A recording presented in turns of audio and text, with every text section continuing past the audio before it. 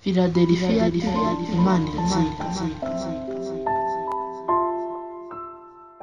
Timwe tunejejwe n'Imana kubw'uyu munsi mwiza. Imana yemeye ko tongere tugaruke imbere yanyu tubabwiriza ubutumwa bwiza bw'umwami wa Yesu Kristo.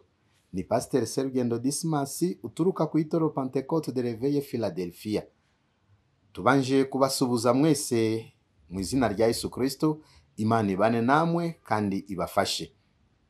Eka tusome ijambo ry'Uwiteka, cyangwa mbere ya byose tubanze tusenge. Turagushimiye data mwiza kuko ruwera kandi urakiranuka. Urakoze kutwemerera tuhagarare tena mbere y'ubwoko bwawe tuvuga ubutumwa bwiza. Reka Mwuka Wera tuyobore, Mwuka Wera dufashe, bwenge bwacu bitekerezo byacu bishirwe hasi, uwo twirukanye ni mwanzi Satani.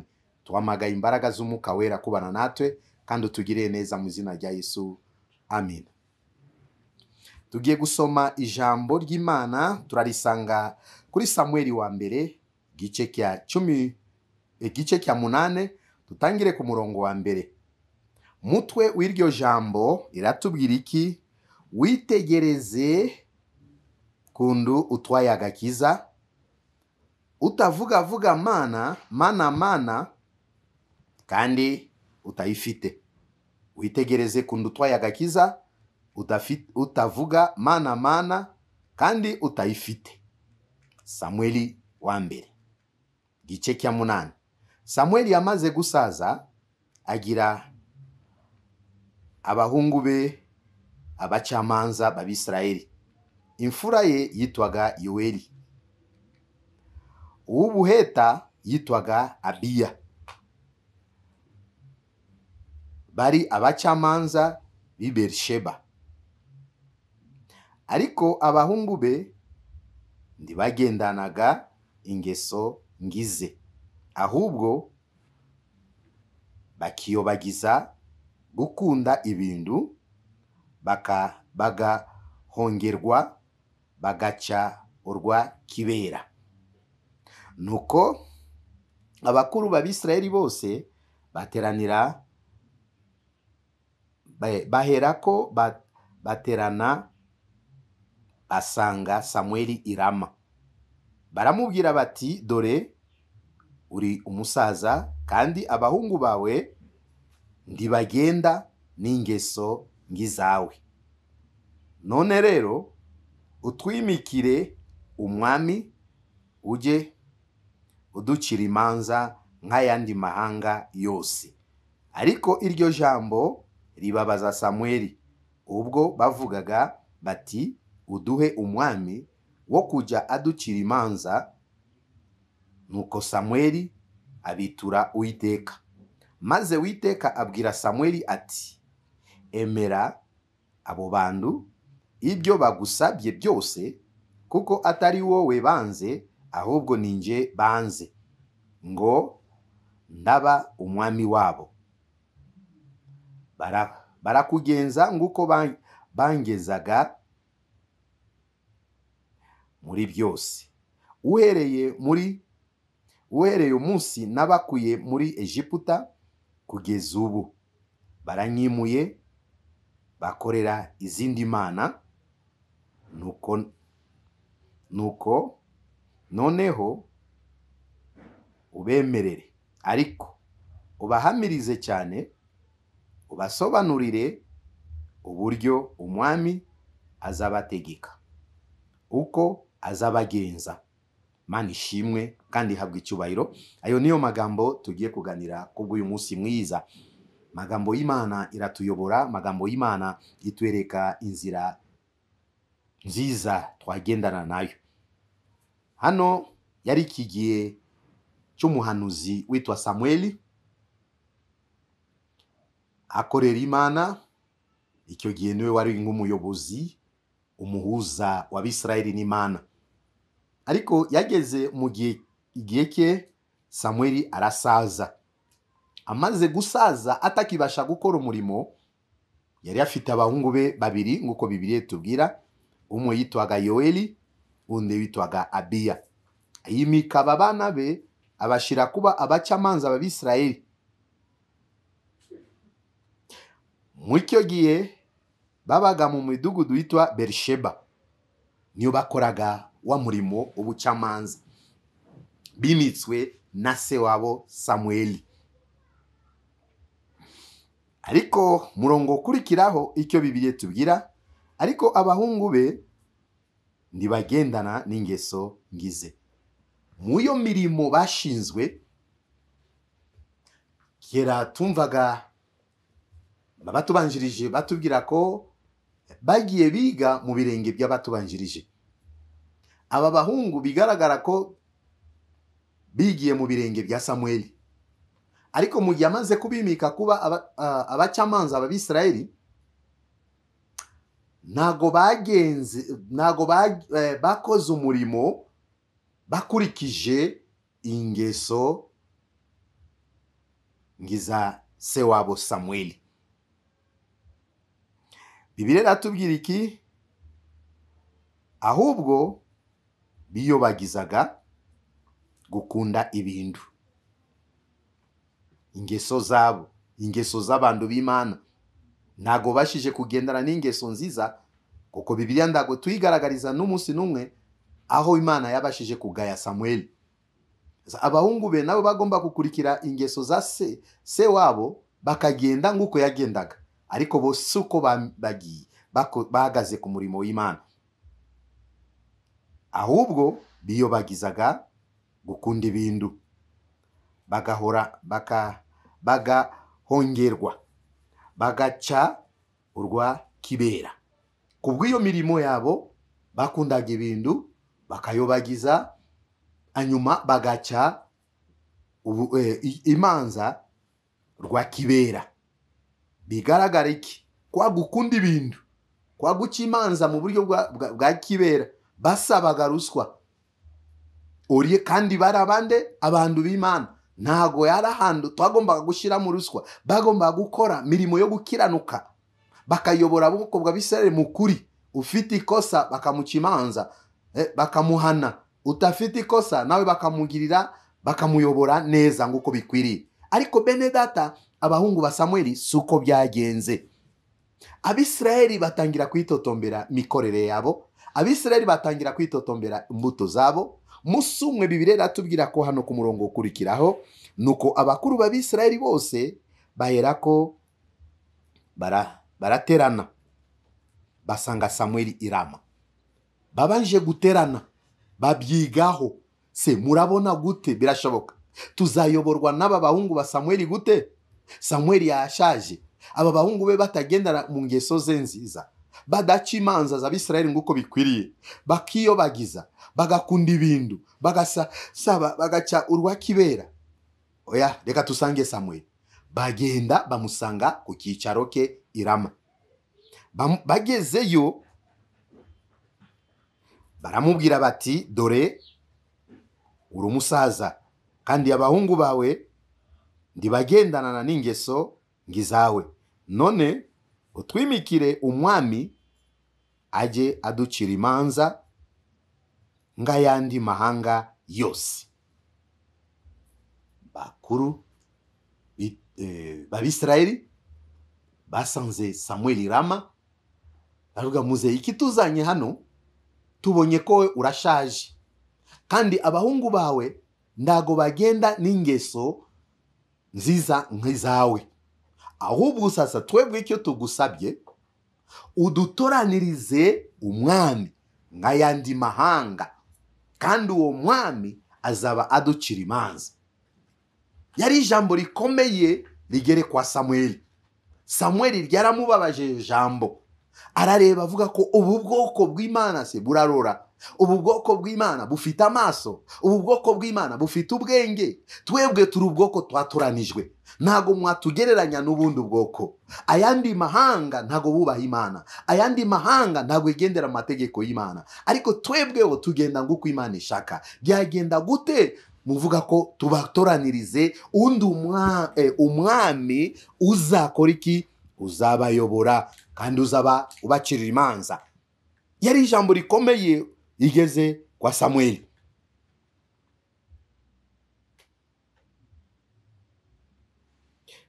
Samweli nawe baramubwira dore urashaje kandi abahungu bawe ntibagendana n'ingeso nk'izawe, none udutoranirize umwami aje aducire imanza nk'ayandi mahanga yose.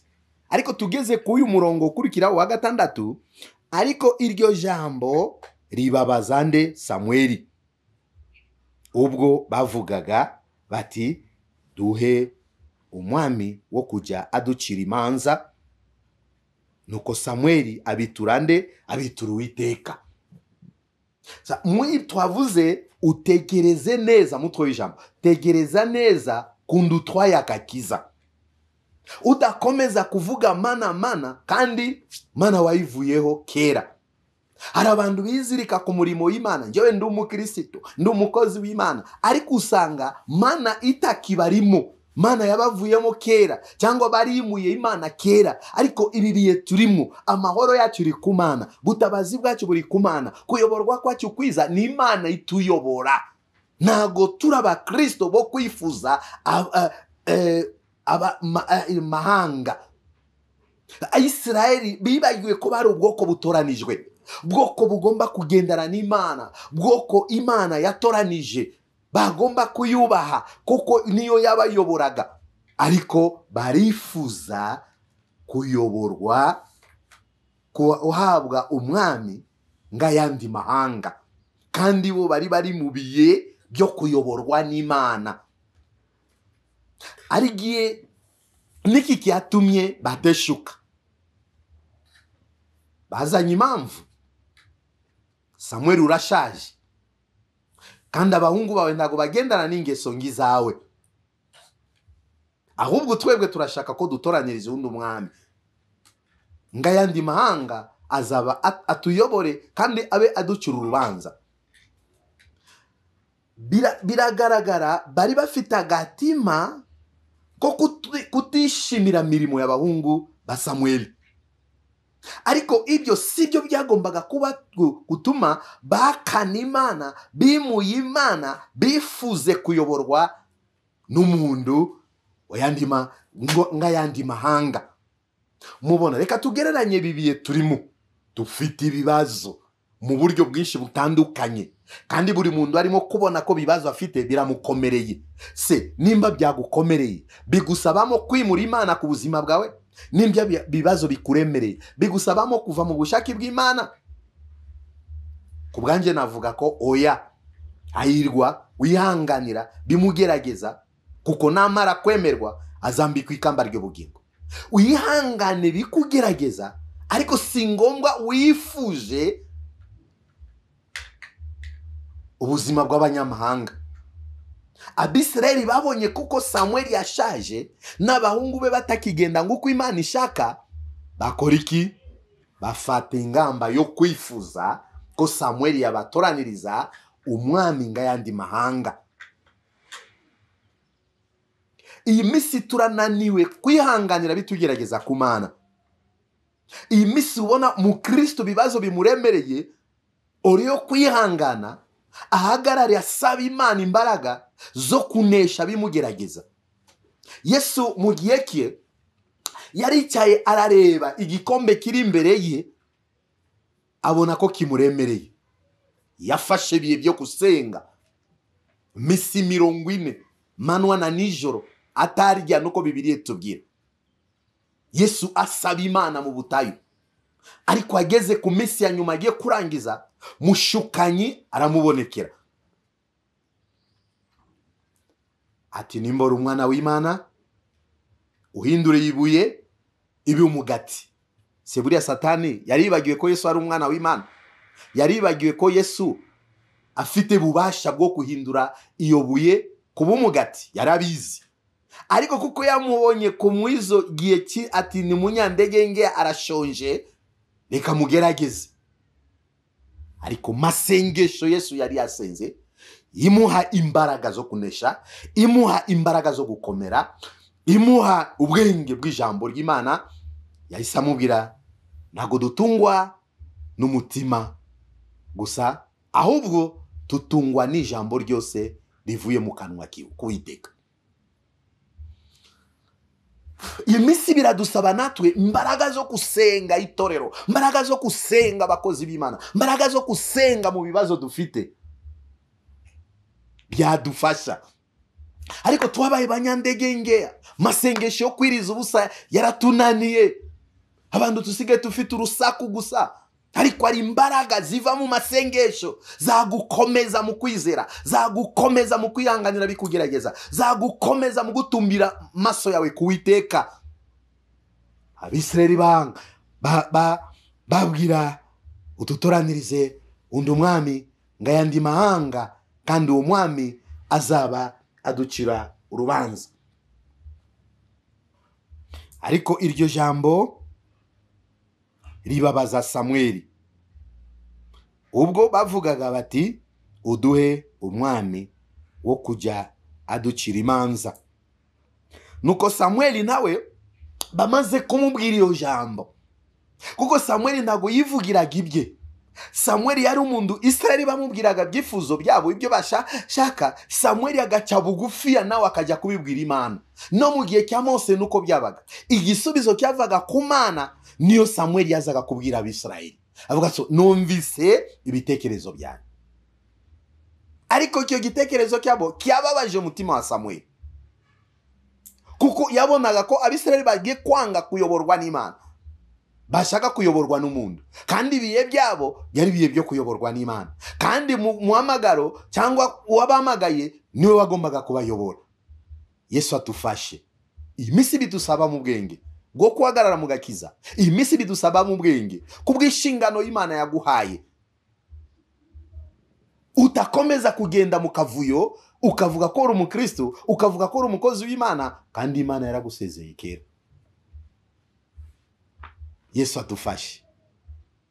Samweli akora iki? Abitura Uwiteka. Maze Uwiteka abwira Samweli ati, emera abo bantu ibyo bagusabye byose. Mana nyiri imbabazi igukorera ibyo wisabye.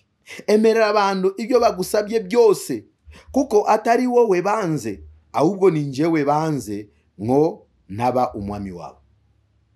Samweli yagiye mbere y'Imana nawe afite umubabaro, ariko Mana irahumuriza Samweli kwa aya magambo: emera ukorera abo bantu ibyo bagusabye byose, kuko atari wowe banze, ni njyewe banze batashaka ko mbayobore.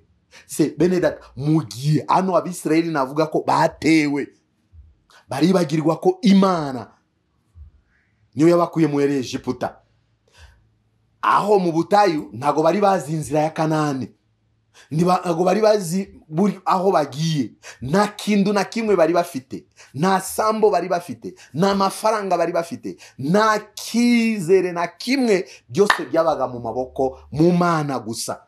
Mana niyo yabayoboraga, Mana niyo yabakuye mu gihugu cya Egiputa kubw'isezerano ryayo: nzagendana namwe, nzabanana namwe, kandi intego yanjye ni ukubageza mu cya gihugu cy'isezerano nasezeranije sogokuruza wanyu Aburahamu. Nuko tubabaye, ariko umugambi w'Imana uhora ari umugambi mwiza ku bantu bayo. Nuko ari ibibazo, umugambi w'Imana agomba kuwusoza ku buzima bwawe. Nducika intege, ndukimura Imana ku mutima wawe. Abisirayeli dore Mana ikababwira ko nzabanana namwe, nzagendana namwe. Ku manwa Bibiliya tubwira ko Mana yahagararaga mbere yabo ngingingi y'igicu. Ingingi nigigenda nabo bari bemerewe kugenda, mu gihe ngingi yahagararaga nabo bari bemerewe kuhagarara. Nijoro ikahinduka Mana ikahagarara mbere yabo ngingingi y'umuriro. Iyo cyari ikimenyetso Abisirayeli bose bari bazi ko tuyoborwa n'Imana. Mu gihe basonzaga, Imana niyo yabahaga ibyo kurya. Nta sambo bari bafite, nta mafaranga bari bafite, nta duka ryabaga mu butayu, nta robine y'amazi yabaga mu butayu.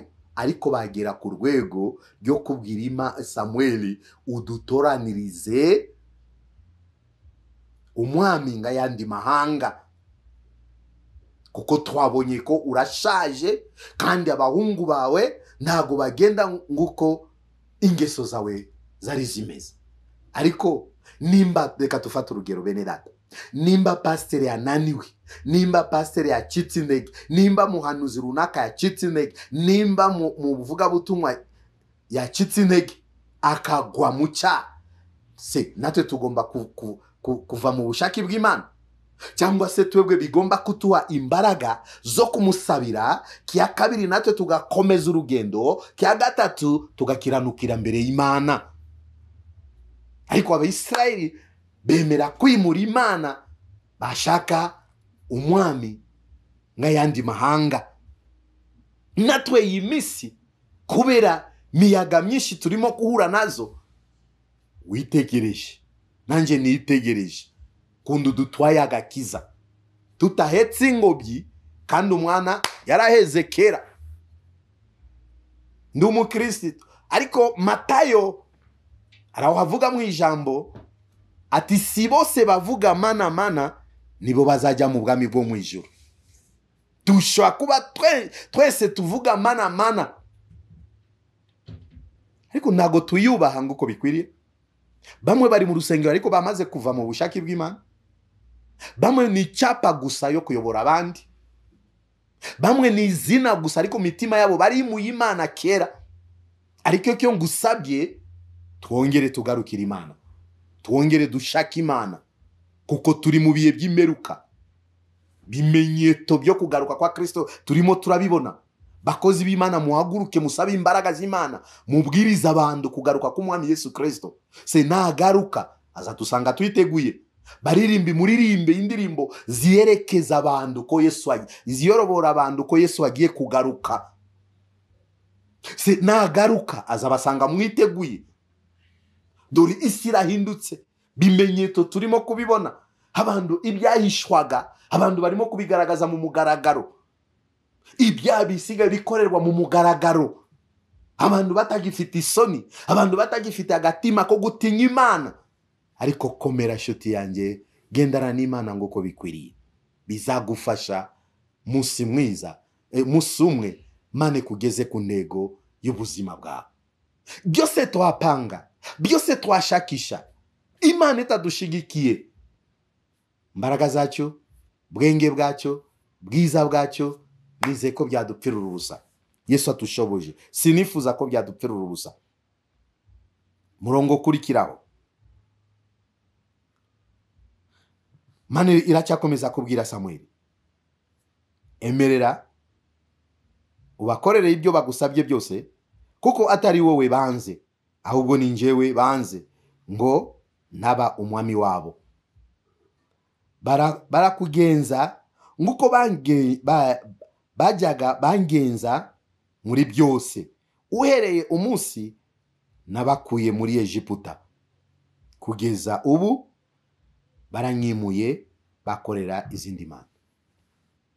Mami reka Samweli ati ndukababare mwana wanjye, kuko atari wowe banze, ni njyewe banze.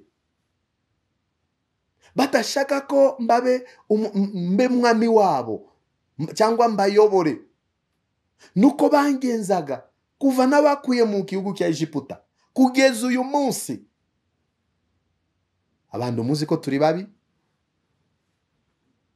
Nimba ari ubwoko butagombaga kwibagirwa Imana n'Abisirayeli, kuko bafite amateka akomeye aho Imana yabakuye, mirimo ikomeye Imana yabakoreye, inzira ikomeye Imana yabanyuzemo, indambara Imana yabarwaniriye ku banzi babo, igihugu kitari cyabo Imana yabahaye cy'isezerano Kanani.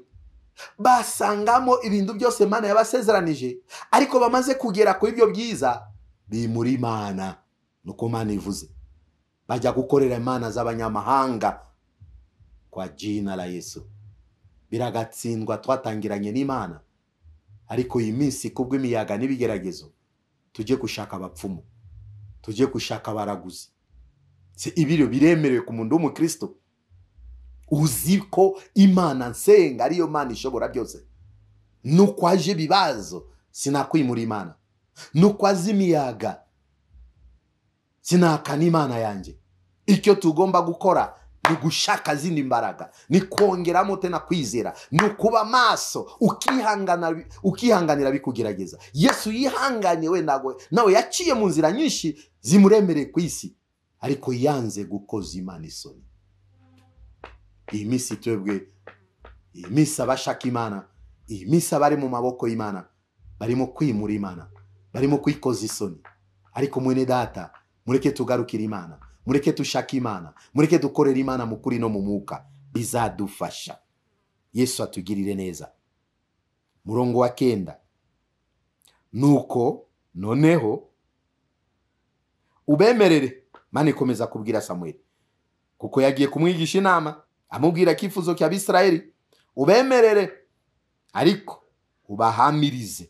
We Samweli, ubemerere ariko ubahamirize cyane, ubahamirize cyane, ubasobanure uburyo, ubasobanure uburyo umwami uzabategeka uko azabagenza. Yesu ashimwe. Ariko ubemerere, ubahamirize cyane, ubasobanurire uburyo umwami uzabategeka uko azabagenza. Samweli arabikora byose, ariko ubwoko bwa Bisirayeli wakomeje kwinangira umutima. Samweli, ibyo twakubwiye nibyo, turashaka umwami ngayandi mahanga. Bigaragaza iki? Israeli banzi Imana kubayobora, barashaka umwana w'umuntu abayobore. Ariko Imana ibwira Samweli, ubasobanurire, ubabwire n'ingaruka bazahura nabyo, ubereke ibibazo bazahura nabyo. Abisirayeli bavuga, ibyo byose turabyemeye, ariko cyo dushaka udutoraniriza umwami uzabuducira urubanza. Yesu ashimwe. Sinzi kundu nawe uhagaze mu ibi bihe turimo. Niyo mpamvu twavuze mutwe w'ijambo, tegereza neza kundu twayagakiza. Utakomeza kuvuga mana mana, kuko twavuze mana mana kandi wari mu Imana kera. Utakomeze kwangiza murimo wa data kandi waramwimuye ku mutima wawe. Utakomeze kubesha abantu kandi utera imbuto nziza z'agakiza. Isi turimo kuhabwa amahoro bisabamo kuyoborwa n'Imana, kwigisha Imana inama, kubaha Imana, kwitondera ibyo Imana itubujije. Iyi minsi usanga abizera Imana tusige tushaka kwiyobora, tutagishaka natwe kuyoborwa n'Imana. Bakristo batakiyumvira abakozi b'Imana, abakozi b'Imana batakishaka inama z'Uwiteka. Izo nizo ngaruka dufite mu iminsi. Ariko wisuzume, nanjye nisuzume, iyi minsi wagaze gute? Agarutse uyu munsi Yesu, twagenda. Manda ivuze uyu munsi, natwe twagenda. Mana irakariye abayo mu ibi bihe, ntago yaduhana. Ku murimo wa data uracyagaze nguko bikwiriye, nanjye ndacyagarara nguko bikwiriye. Baririmbi baturirimbiraga n'agakorasi bavuga ko tegereze neza kundu twayagakiza, tahetse ingobyi umwana yaraheze kera. Utegereze neza kundu twayagakiza, utahetse ingobyi kandi umwana yaraheze kera. Umunyeshuri utiga neza buri munsi yagira kizere, abesha ko nanjye nzabona amanota. Kigiye cya examen nawe arahaguruka aragenda, nanjye ngiye gukora ikizamini. Ariko munsi yo kuhabwa amanota agaruka arimo kurira, kandi igihe bamubwiraga kwiga agasuzugura amashuri. Hano turi nka mu marushanwa. Abavuga butumwa baratubwiriza, abakozi b'Imana baratuhugura, abahanuzi baratuhanurira, abaririmbi batubwiriza ubutumwa bwiza mu indirimbo. Ufite ubwenge yakwakira ibyo butumwa bwiza bw'Imana akemera guca bugufi akagenda nk'uko Imana ishaka, Yesu nagaruka aza gusanga witeguye. Ariko Yesu iminsi yose tumaze mu rusengero, bamwe turabakozi b'Imana, bamwe tufite inshingano ku murimo w'Imana, se Yesu nagaruka akadusanga tutiteguye, tuzaba bande? Mane dushoboje bibazo ndibika tutandukanye n'Imana, tugiye gusenga Imana. Mana niyo nguru, uriyo kubw'Imana, wavutse kubw'Imana, yakuremye mu ishusho ryayo, igushiraho umuka wayo wo kuhumeka. Hari abantu bamwe bari mu mabombone, hari abantu bamwe bari mu maserumu, ubu bamaze gucika intege, nta byiringiro bagifite, ariko wowe uri muzima, urahumeka nguko bikwiriye. Niki cyatuma utabashe kubahisha Imana yawe? Niki cyatuma utabashe gukorera Imana nguko bikwiriye?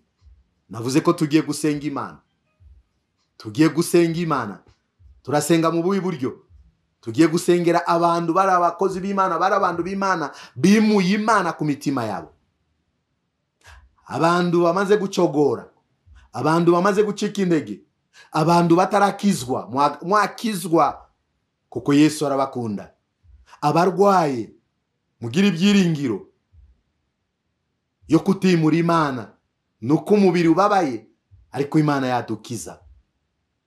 Bibazo by'ubuzima na wundi wadukura gucavu atwicaze n'ibikomangoma, ni Imana gusa.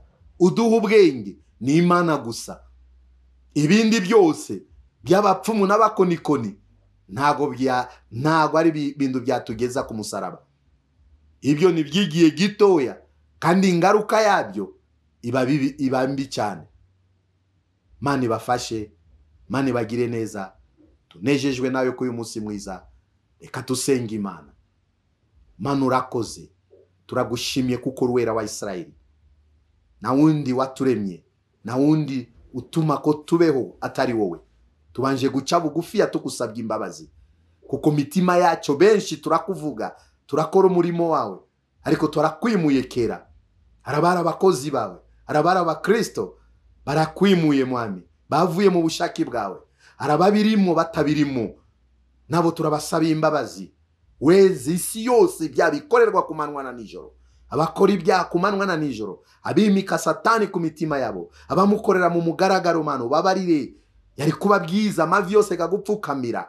Tusenge itorero ryawe ryeze, itorero rye uritunganye Mwami. Abakozi bawe wambiketse n'imbaraga, bakore byo gukiranuka, bakomeze ubwoko bwawe, bigisha abantu bawe kuri mu izina rya Yesu Kristo. Imbaraga z'ibigeragezo, imbaraga z'ibibazo, abarwaye, abakene, abarari inzara, abari mu nzu y'imbohe, ibyo byose nibitume ko bakwimura ku mitima, ahubwo bakomeze, ahubwo dushoboje, ahubwo turinde, ahubwo utuberera amaso mu izina rya Yesu. Bishukanyo bya Satani turabyirukanye mu itorero, mu bakozi bawe, mu bwoko bwawe, kwa jina la Yesu Kristo. Tusenge iki gihugu cyacu Mana kieze, Mana gitunganye, kuramo ibyaha. Abayobora igihugu bose ubafashe, ubahe ubwenge n'imbaraga zo kuyobora ubwoko bwawe Mwami. Mana ufasha abashumba nabo bashoboje, ufasha abahanuzi nabo bashoboje, ufasha abavuga butumwa bagendane nawe nguko bikwiriye Mwami. Tutaba nk'abahungu ba Samueli mu izina rya Yesu Kristo.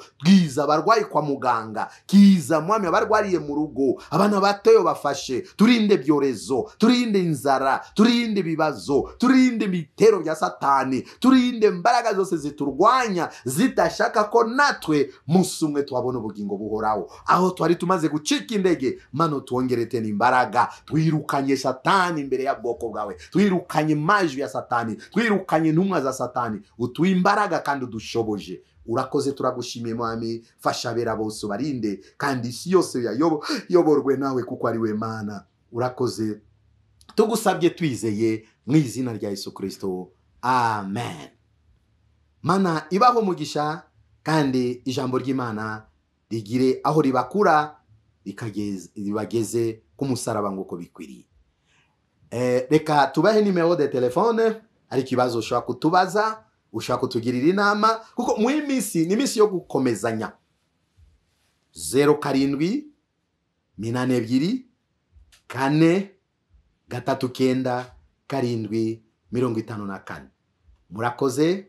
Yari Pasiteri Serugendo Dismas wo muri Philadelphia. Mana ibaho umugisha kandi Imana ibarinde.